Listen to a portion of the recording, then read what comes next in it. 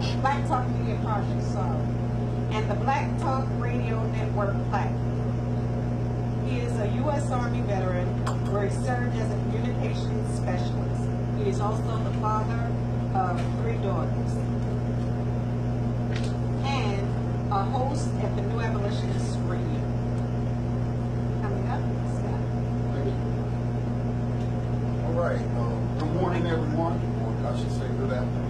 Good morning. Good morning, everyone.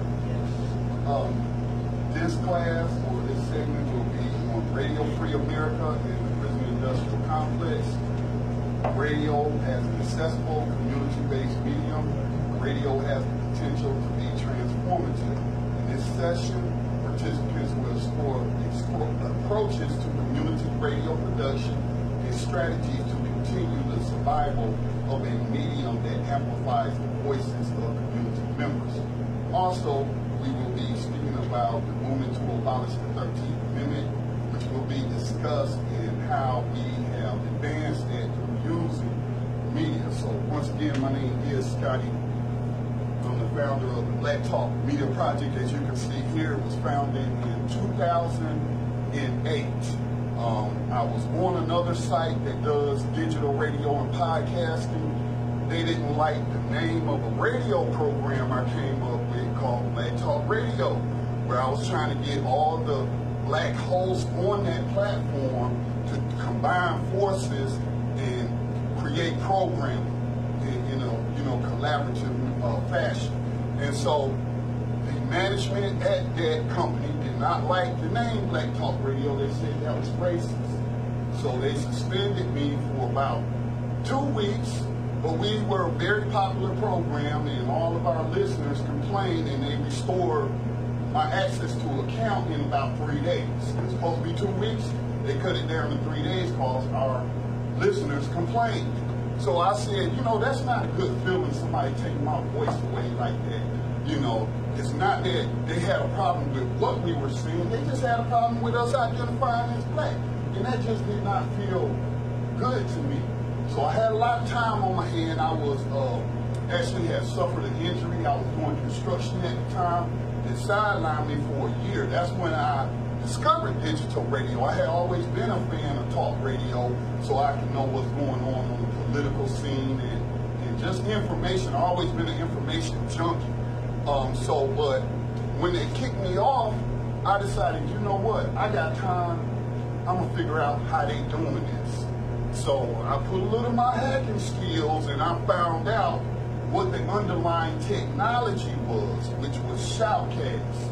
You have 2 digital radio technologies for the internet, shoutcast and icecast. I primarily work with shoutcast, although I do offer icecast to some of my clients. So I found out what the underlying technology was, and shoutcast was developed in the 1990s. So once I figured that out, well, all the rest is just a chat room and a blog, and they just put it all together. And so I said, hey, I can do that. And so that's when I started searching content management systems so that I could have my own platform. And I started out with a site called Ming. I don't think it may still be around, but it's not as popular as it once was. Then I graduated to WordPress because WordPress is one of the most popular content management systems in the world.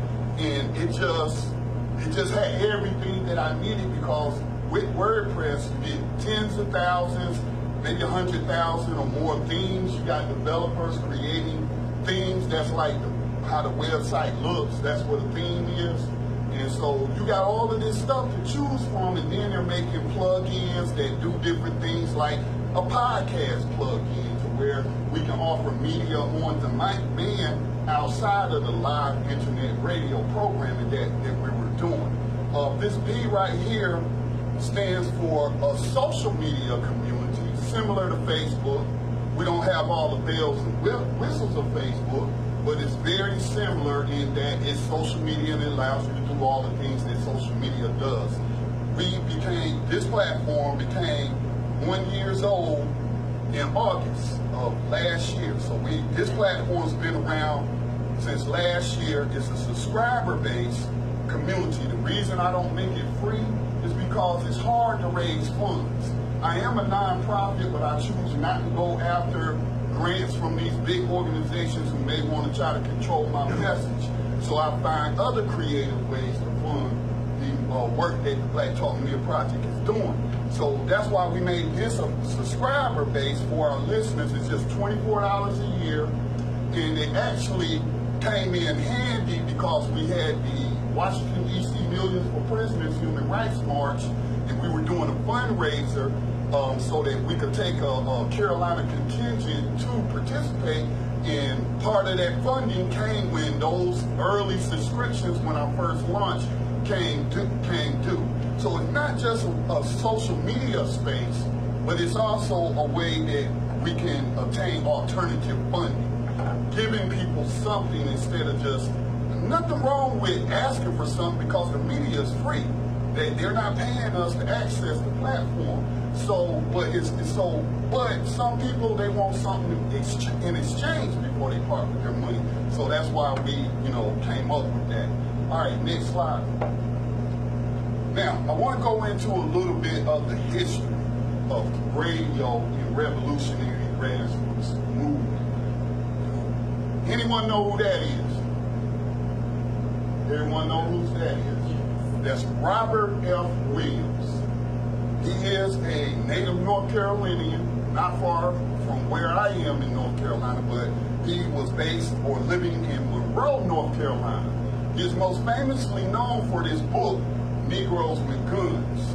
Okay, he was actually a NAACP chapter president. This was during the sit-ins and stuff that was occurring during that time period of struggle.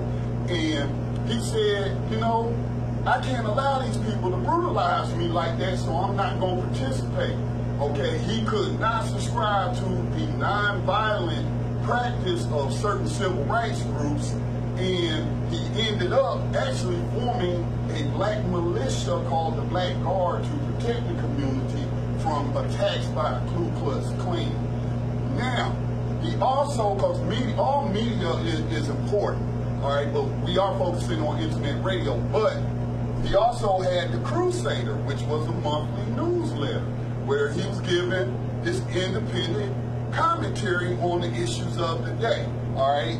Not relying on the newspapers to tell the story of what they were, fighting for and what they were organizing for, but putting it out there in their own voices. Now, he got set up on a kidnapping charge by the state of North Carolina. A white couple wasn't familiar with the area, took a wrong turn. This was during a period of violent attacks on the black community by the Ku Klux Klan, aided by the police, the local police there in Monroe, North Carolina. So this white couple takes a wrong turn into the black community. Tensions are high. Some people wanted to do those white people harm. But Robert Williams said no, because he knew what the repercussions would be. And so he took them and protected them, took them into his house, and then helped them get out of the community. So instead of recognizing him for a great act of humanitarian, they charged him with kidnapping. And so, knowing he was not going to get any justice, he and his family fled to Cuba. All right, so this picture right here says Radio Free Dixie. Radio Free. That's the name of the program that he was running after Castro, after some debate among the Cubans in the Cuban government, because some Cubans didn't want him to have a station because they didn't want him talking about things in terms of race. They thought that it would divide the black working class from the white working class, as if they weren't already divided anyway. You know what I'm saying? So Castro had to find a word. Fidel Castro had to find a word, and he told them, give Robert everything he needs. So Radio Free Dixie was launched, and their format was to play music, revolutionary music, that was not making the airwaves on your corporate radio back then. Stuff like Nina Simone, Mississippi Goddamn, and songs like that. So they were playing the revolutionary, liberating type music that you weren't getting from the corporate stations. And they also, of course, talk about the news of the day, and they gave their commentary and their opinions on what was going on. So they did Radio Free Dixie for about I think it was from 2001 to, not 2000, 1961 to I think about 1964 or 1965. And the only reason it ended was because he was invited, along with his family, by Mao Zedong to China. And he went to China. So that's how Radio Free Dixie ended. All right, next slide. Again, just giving you a backstory of how radio has played a role. And I should also mention, though, that even the civil rights movement used Dr. King would stop in at the local radio station to broadcast whatever message he wanted to broadcast out to that local community. So radio has always played a role in our movements and revolutionary struggles since the advent of radio, I should say. Before that, they just had, their newspapers, abolitionist newspapers and whatnot. Now, why is it important that we develop our own media? All right, because the corporate media has an agenda, and that agenda doesn't always line up with human rights. All right, white supremacy has always been expressed through American newspapers. I mean, even during pre-1865 slavery, they would put out caricatures of black people, portraying them as beasts, less than human, unintelligent. Then after 1865, during what they call Reconstruction and the Jim Crow, the period of heightened lynching of black people, all of this was being justified through the media. And some people would even say the media was responsible in some cases of instigating the violence. All right, so Malcolm X said, if you are not careful, the newspapers will have you hating the people who are being oppressed and loving the people who are doing the oppressing. Could we say that's the history of U.S. media? Do you think that's the history that they have shown us? All right, they use it to marginalize certain communities, usually non-white communities. So he's exactly right. He's exactly right. They use media propaganda to, let's say, this country is so anti-communist. I've never been to a communist country. I ain't never lived under communist rule. But if I listen to the mainstream media, that's the most evil system on the face of the planet. You know what I'm saying? Even though but a lot of people base their opinions not on experience, but off of what they get from the media. All right. Also, at the same time, and I got another slide. We'll cover it more later. But they were demonizing these Black Panther movement, even the Civil Rights movement was being portrayed as being militant, being radical, and so he's exactly right that it will have you turning on the very people that's being oppressed. Next slide. Same thing with the American movement. Exactly. Malcolm, this is what got me interested really in media, even though I had a background in communications through the military. I watched a video of Malcolm X giving an interview, and he said the American news media can solve the race problem. It can help solve racism. He said that the media can tell you how you loving one country one day and then hating that country the next day. And he gave the example of World War II. Where during World War II, the Germans and the Japanese were our enemies. Then after that, during World War II, the Japanese and the Germans were our enemies. After World War II, all of a sudden the Japanese and the Germans are our friends, and our former allies, the Soviets and became our enemy. And he said it's because of the power of the media. He called it the most powerful entity on the earth. This is his quote: the media is the most powerful entity on earth. They have the power to make the innocent guilty and make the guilty innocent. And that's power because they control the minds of the masses. So again, Malcolm X, everybody should know who he is. Great human rights defender and activist. And he's exactly right. He's exactly right. When we talk about, I hear people talking about mind control. We usually think of somebody hypnotizing us, putting us under a spell, and and we're not in our right mind, and they got us going out here and doing stuff. Well, there's a reason they call television or radio programming. What do you do to computers?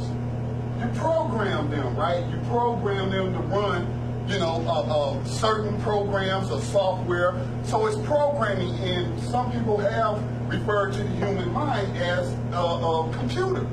Well, your mind can be programmed through images, through messaging, and he knew that. And that is a form of mind control. When you consider how much money just in advertisement that they spend billions of dollars doing studies on how to run a 30-second ad that's going to get you to run out and buy whatever they're selling. That's mind control. They wouldn't pour so much money into it if it didn't work. Okay? So your mind can be controlled or, let's say, greatly influenced by media. What you see here and, what you see in here. Next slide. Now, what happened to grassroots media? What happened? Well, we know Robert went to China, so they didn't shut him down.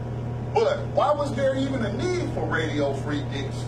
Well, because you had black radio back then, as I mentioned. You had Dr. King and other civil rights leaders, even local leaders. Go to the local radio station where then you could communicate information to the masses, and you can organize them and all that good stuff. Well, the U.S. government saw that as a problem. They saw that as a problem. They knew the role that media was playing in galvanizing the revolutionary masses during that time period. So I have this article that I pulled up that I want to read. Okay, this is FBI Director J. Edgar Hoover, and he is the architect of COINTELPRO, which stands for Counterintelligence Program. What it was stated to do was to prevent the rise of a black messiah that may lead his people out of oppression. And to discredit any of the revolutionary movements. They did that a lot to the Black Panther Party. Convicted them in the press. Because we hear references to that today. You convicted somebody in the court of public media. Well, guess who's in the public? Potential jurors. Okay, potential jurors whose minds have been fed all these images and negative messages and disinformation about what the Black Panther Party was doing, and then that just made it easier for them to get convictions and what have you. So J. Edgar Hoover, this comes to you from UPI. It was published in 1980 after some redacted records were released. So says that former FBI Director J. Edgar Hoover deliberately set out to discredit nationalist leaders, including Stokely Carmichael and Angela Davis, by trying to manipulate the news media. Published reports said Sunday. The reports appearing in the New York Times and the New York Daily News also said that Hoover, in a series of memos during the late 1960s and early 70s, directed his agents to discredit black groups sympathizers, including composer and conductor Leonard Bernstein. The declassified memos were obtained recently under the Freedom of Information Act by attorneys for Richard Moore, a former Black Panther Party leader, now serving 25 years to life for attempted murder of 2 police officers.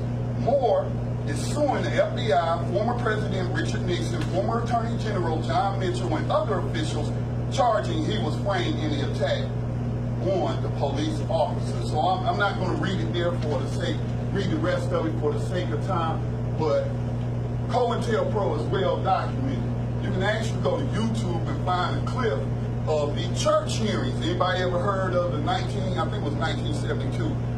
Frank Church, Senator Frank Church had the hearings, and it exposed that ABC News, the Associated Press, all the big names, news corporations were, and we've even heard this recently about news journalists working for the CIA or the FBI. Sometimes the FBI will write the article for them and send it to them. And this also affected black media. I have trouble pronouncing her name. I think it's Kyla can I ask you something like that? But she's a former Black Panther. She used to be a journalist. I interviewed her years ago, and she said that when she was working at a black radio station, they would do the same thing. They would get these press releases from the FBI and read them over the air verbatim. So this wasn't just the white media. This was elements of black media too. And I believe that article also mentions Ebony doing a hit piece on Angela Davis, I believe is what it says. Yeah, after Miss Davis, yeah. Showing up. Yep. So again, media is a double-edged sword. It can be used to help or it can be used to harm. All right, and the government has mostly used it to harm individuals and mislead the masses. Next slide. Yes, thank you.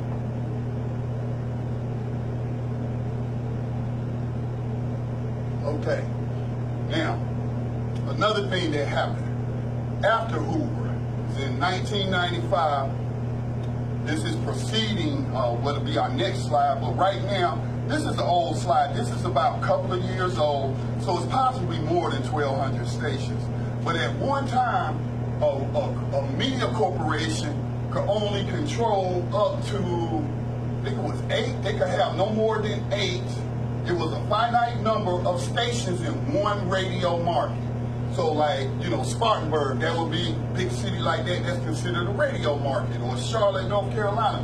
So Clear Channel, which is now iHeartRadio, could not own more than a few stations in the market, right? So what happened? How did they go from just being able to own a few stations, as it says here, they couldn't even own over 40 stations prior to 1996. So at the time this was printed, it said Clear Channel again. They changed their name to iHeartRadio. At the time of this slide, it was 1,200 stations. I'm telling you, it's more than that now. Next slide. What happened? That's what happened. The Telecommunications Act of 1996, as you see, Bill Clinton, I think that's Al Gore. This was bipartisan legislation from the Republicans and the Democrats to privatize or open up remove the restrictions on ownership for radio. So that's what happened. It allowed telephone companies to offer TV service. That's like when you have like the companies like AT&T. They got telephone service, now they got cable service too. All right, that's because of this bill. It eased the limits, this is the most important, it eased the limits on TV and radio station ownership. Now, they can go into a city and erect as many radio stations as they want and just saturate the market